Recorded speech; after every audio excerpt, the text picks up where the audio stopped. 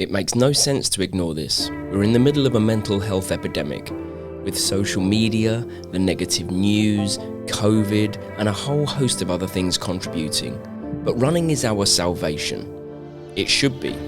I mean, it can be if we use it wisely. Because for some of us, just getting out and running is not enough. So here's what we'll do. We'll go through the big problems with using running for our mental health, but also the solutions. We'll talk about some of the ways we can do and be better physically and mentally. And at the end, I'm going to give you 3 running sessions that I've created specifically to help your mental health, all whilst doing what you love, running. And do me a deal, if this brings you value in any way, then consider subscribing to the channel. And if not, no worries, I gave it my best shot. On to the running. Dudes, you are literally about to come with me on my first run post-COVID, and I am actually pretty anxious about it. So what I'm going to do on this run and in this video is I'm going to use it to explain all of the ways that I use running to benefit my mental health. But I'm also going to talk about what I think are the big problems with using running for your mental health, as I see them anyway.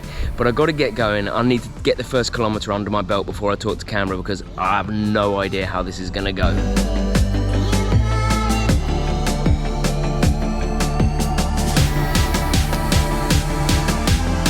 Oh, no way I'm going to be able to talk to camera while I'm running, so I'm going to have to slow it down and walk. Let's start with the big problem as I see it with using running to help your mental health, and that's not really a problem, but it's this. It's that when you run for your mental health, just running for your mental health, I just don't think it's enough on the whole. Sometimes it can work perfectly. Sometimes if you've got everything else in your life sorted and you feel a little bit stressed, you can go out and you can run and everything is okay again. But if there's something bigger behind that, if there's more anxiety, if there's more mental health issues that all of us suffer with at some point or other, just running, that's not enough, because running only provides you with a certain amount of things that are going to help your mental health, which we're going to go through in a minute. So to summarise that fact, I think if you just think, oh, I'm struggling with my mental health at the moment, I'm going to go out and run, I just don't know if it's enough. Certainly not for everyone anyway.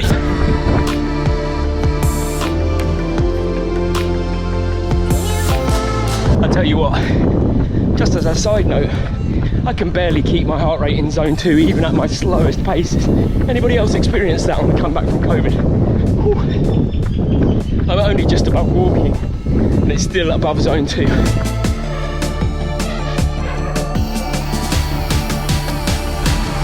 First of all, the solution to the big problem, and I think it's quite simple. We just need to learn more about our minds and how we can make our minds work for us and in our favour rather than against us, which I think we probably have all experienced from time to time. And that's what we're going to touch on in the rest of this video after this run, but I need to go home now because I can't control this heart rate. So before I get in, let's just quickly touch on how running, just the actual act of running, nothing more, helps my mental health. Is very simple. When you go running, your body releases chemicals, endorphins, hormones, things that make you, A, feel good, and they mask pain, so they make you feel double good. That's sometimes called the runner's high, and that is sometimes enough for people, and certainly at points is very much enough for me. But what running also does is it increases your self-esteem, because your body shape changes a little bit. You get fitter, you feel more clarity of thought, you get better relationships, you're able to articulate. Yeah, I knew I would fall apart on the articulate. You're able to articulate yourself a bit better, and all of these things contribute to an overall better feeling of mental health, just purely thanks to running and what it does to you on the surface. But I'm not solely concerned about just the surface. I want to dive deeper, and I want to help you understand your minds, my minds, our minds that little bit deeper. Because what running does like that when you do it is it treats the symptoms, it doesn't treat the cause. Let me say that one more time. It treats the symptoms of mental health. It treats the stress, it treats the anxiety. It doesn't treat the cause. We need to go deeper.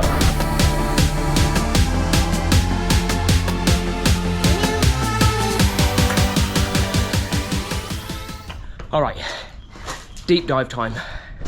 And without absolutely butchering a topic, which I realise I am very likely to do, but bear with me on it, I'm going to run you through some of the things that have helped me on top of simply the running to deal with any mental health issues that I've had or anything that I've wanted to process during my running. And it starts with something called metacognition, which is essentially thinking about thinking. And I'm really passionate, if you hadn't noticed on the channel, I'm really passionate about how the mind works in general. And I think once you can master that, or at least once you can master the way that you think and why you think like that, you can start to have a little bit more control and a little bit more understanding. I think it starts with you realizing, or me realizing, that your thoughts are created based on chemical reactions and responses within your body. Let me give you a really easy example that you've probably all experienced if you're a runner. You stand on a start line of a race, even a park run, and what do you feel?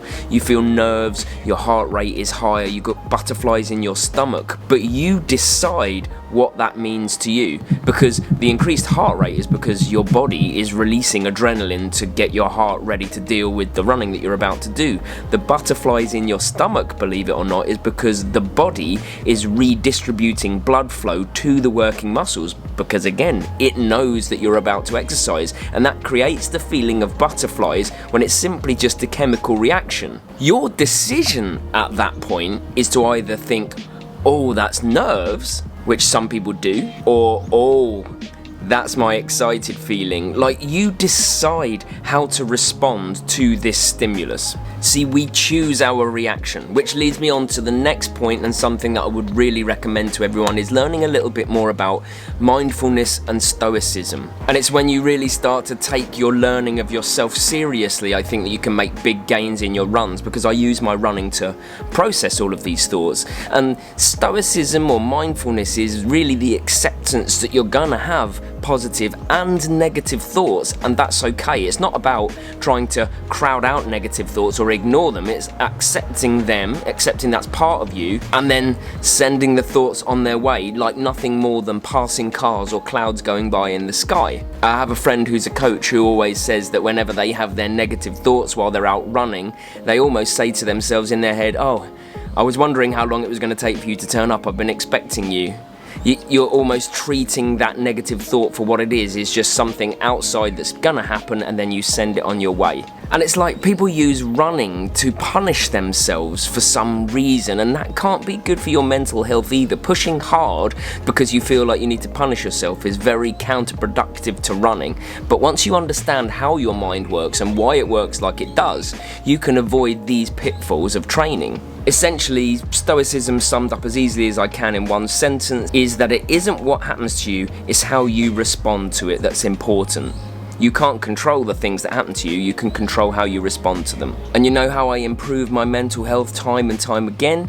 I process these thoughts and I talk about them with people. I talk about them on my runs with Mary, I talk about them on my runs with my friends, I talk about them when I'm not running with people. I've learnt that sharing and letting a little bit out at a time is really good for my mental health, and it's my way of processing. But as you can see, I guess this is my effort or my way of trying to treat the cause rather than the symptoms, which running alone can't do. There has to be a layer deeper than that of thinking whilst you're running, and you can use the runs for that. So how about this? I'm going to give you 3 running sessions that I created a while ago to help some athletes that needed help with their mindfulness, with their mental health. I use them from time to time as well, and I think they can really help you start the journey of working on your mental health actively whilst you're running. The first session is one I call the Mnemonic Mindset Run.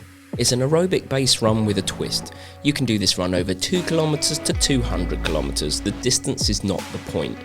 The aim for the session is to create a trigger word that will bring you back into the moment. That's if you're having distracting thoughts, and one that will create a focus on a particular part of your technique that you want to improve. As I said previously, positive and negative thoughts happen as surely as night turns into day. What we'll do by creating our trigger word is change the focus of our thinking from unhelpful thoughts to helpful ones. For example, my trigger word when I find my mind wandering when I'm running is hands. This is because I've got a tendency to carry tension in my hands, and also my left palm faces downwards rather than inwards when I'm not concentrating. So when I say hands, it automatically pulls me back into the run and think about me right there and then. And it's a positive trigger because it's the better runner I want to be. So I haven't ignored the negative or positive, but not running related thought. I've just accepted it, but then I've refocused to be in the moment. This works during running, but it works in normal life too. But I might need a different trigger word than hands if I'm in a bank or something. Session 2 is one I call the positives run, and this is actually about allowing but directing non-running thoughts during your run. I tend to revisit this once every couple of months. All I do is create a list of things that I'm grateful for whilst I'm out on the run. It could be things as macro as my health, or micro like this kilometre particularly feels great. Depending on distance, I find 1 point per kilometre is fine, and it doesn't see you spend the entirety of the run thinking about other things. And the reason for this exercise is that we tend, as humans, to spend our time focusing on the negatives of a situation, and there are highs and lows, that's life. But we can shift our default balance towards the positive by making positive decisions actively. So get out there and come back with a list of things that make you feel thankful.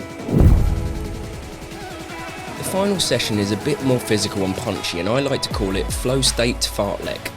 Fartlek's a Swedish word for speed play, so it's a session where we mess around a little bit with the speed we're going to run and when. If you've ever experienced that feeling of running in the zone, in flow state, then you'll know there is very little thought and a lot of simply feeling good. Learning tactics to trigger yourself into that zone is a vital part of our running journey. Go out for an easy base run. Doesn't matter what distance, whatever your normal distance would be. But whenever you feel your thoughts drifting away from your run, you have to slightly increase your speed and focus solely on your technique. Don't increase too much, only a little, but enough to know that you've changed pace. And you're only allowed to slow back down when you're confident that you're back in the moment, focusing on the run. So sometimes it might take seconds, sometimes a minute or so, depending on the thought you have. And this should benefit you hugely on race day as well, as a method of avoiding distraction and executing your plan in the moment. So again, something like a technique focus or how you feel about the particular run or something you can see on the particular run is the thing that you need to think about to bring you back into that moment. I hope this helped. I mean, I know these tips aren't going to help everybody, but I thought if I can just share the things that work for me, they might help someone out there. They're certainly not a one-size-fits-all. Now, if you want a little bit more on this vibe, then this video here is about the correct body shape for a runner, and it's not what you think. Or on the lighter side of it is here, a video where Mary brutalizes herself in a race, all for the benefit of people watching on YouTube. Wonderful. Subscribe if you feel like it. See you Wednesday.